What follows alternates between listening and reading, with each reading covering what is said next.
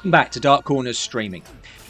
We're looking at Guillermo del Toro's Frankenstein, available for a blink and you'll miss it period in cinemas and now streaming on Netflix. Any new version of Frankenstein arrives with a certain degree of, I'd like it to be good, but it doesn't really matter. Partly because if you didn't like this one, there'll be another along in a minute. What's my name?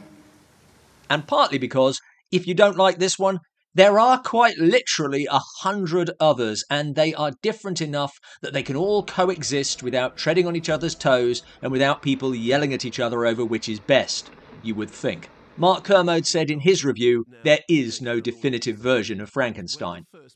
That said, this is one of the classic horror tales as directed by a modern master of the genre, a favourite director of mine, so it comes with a lot of weight, not least because this has been on Del Toro's to-do list for a very long time, going through many iterations and much shuffling of cast.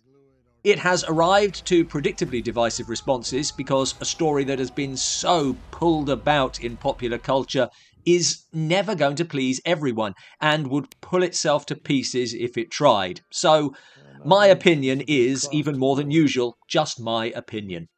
And I liked it. Very much, in fact. It looks amazing, which you take for granted with Del Toro, but is still worth saying. There are great performances from Oscar Isaac in the title role, Jacob Elordi as the creature, Mia Goth, and I would also like to mention Lars Mikkelsen because I like Lars Mikkelsen. It does what we expect from Del Toro. Rigorously modern, yet classic Gothic storytelling. What surprised me was that while it is unmistakably Guillermo del Toro's Frankenstein, it's far more Mary Shelley's than I anticipated. There are references to the James Whale film, a touchstone for Del Toro, and to the later Hammer version, Ralph Ineson's Professor Kremper, one of the subtler ones. There's also a nod to the Ninth Configuration, and indeed to other films. But at its bones, this is a pretty faithful adaptation. It does change things, but spiritually, I found this true to Shelley without being slavish. I don't think it's perfect. I don't think it's Del Toro's absolute best.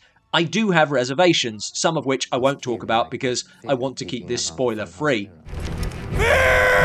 While making the creature superhuman, not wild about that, I must admit, and including some very gory moments, I felt it backed off on the danger of the creature. The absolutely epic scale, for me, detracted from Frankenstein as a lone monomaniac, Peter Cushing in his attic, Colin Clive in a ruined tower. Oscar Isaac has such tremendous financial backing that why he's doing this alone becomes a real question.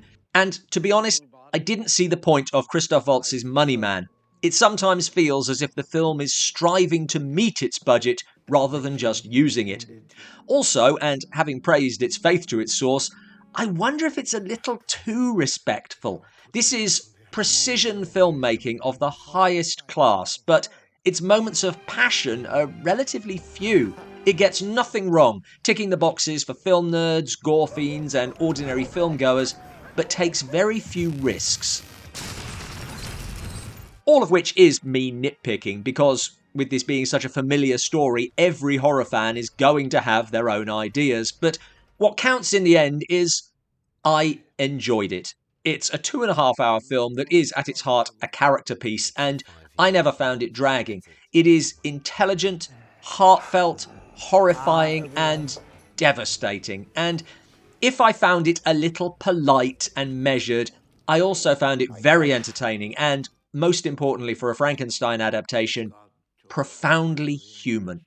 Thanks for watching. If you'd like to read my take on Frankenstein, then check out The Legacy of Frankenstein and its just-released sequel, Pretorius. There's a link in the description below. What are your thoughts on this latest take on Shelley's durable classic? Let us know in the comments below.